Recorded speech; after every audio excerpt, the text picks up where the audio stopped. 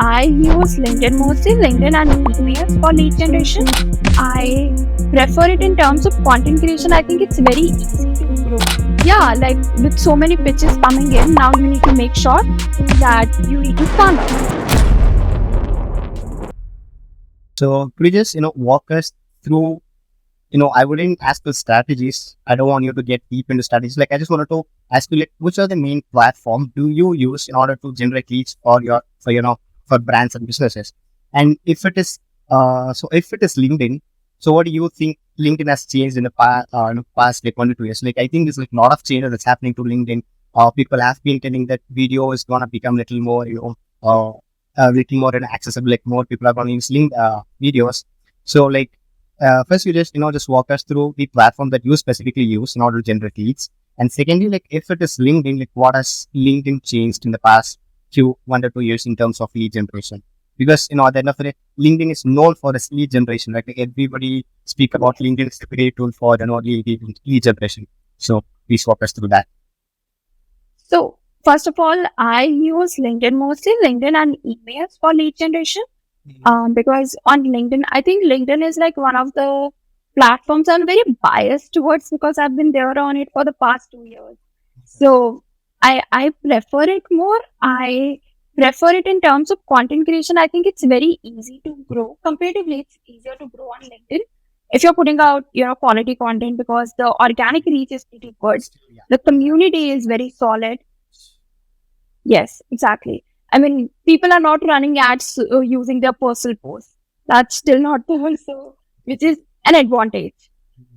So that being said, I think a lot has changed in terms of lead generation in general as well. Like for example, not a lot of people were using social media for lead generation previously, and now as everyone gets to know about it, everyone starts to use it.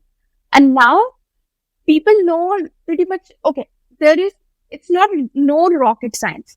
You generate a list of data. For example, if I want to help owners digital marketing agency owners, I will generate the list of data. uh, for that, again, there are numerous tools that you can use to generate data, and using those tools you'll get a list of all the leads you can potentially reach out to, and then you take that data and you start reaching out to them. Now there are two ways. Either you can like send out 100 emails at once, which is mass outreach, or you can just send out 5 to 7 emails, but you make sure that it's personalized. Again, the strategy differs from person to person, because for some people mass outreach has done wonders. For me, the personalization aspect has done wonders so far. Like whenever I have sent, so I recently ran a campaign, and the open rate was 70%, which is incredible considering the yeah, for email. Yes, yes. It's really insane because I know. open rate for email is that's really okay. Somewhere around 30% or something. It's somewhere around that, but I was able to get 70% open rate. So, which is pretty cool. And I think the personalization factor does help a lot, considering now people are getting spammed with emails. Like literally, if you're a founder, this is something I've noticed. If you're a founder, your inbox is filled with pitches from from everyone. Like it's so much. Sometimes I think like now this is, if I say this out loud, it's gonna happen my business. But with a founder, it's so much easier to grow their LinkedIn account because people are constantly pitching you for work. They send you connection requests and your follow count keeps growing. So it's so much more easier to grow as a founder. But yeah, like with so many pitches coming in, now you need to make sure that you need to stand out. That's where smart things come in place, that how you're writing the copy, at what time you're reaching out. Like there are a lot of then different factors that comes into the play. So recently I've been trying out mass outreach as well, and to see, because I've been hearing about it since a long time, and I was like, okay, I really want to try it. I do not really believe in it because I feel, generic, everyone receives generic emails and generic pitches all day. So chances of getting a reply on that, in my opinion, is very difficult. Very true, very true. Considering this is also something I have done for my clients. And we haven't had like we haven't had good response for generic emails. So personalization is where my bias is again. But yeah, I think with things being more accessible, things starts to get saturated as well. And then again, pros and cons, and Exactly. you need to figure out a When the way. product or a service, like anything for that matter, becomes mainstream, it becomes saturated, as you said, It does. But then I also have like I wouldn't say a theory, but I also believe in this thing that the top 1% always stay empty. So people say that freelancing has been saturated. There are so many freelancers, but in reality, the good people to work with, and now good being a very subjective thing here.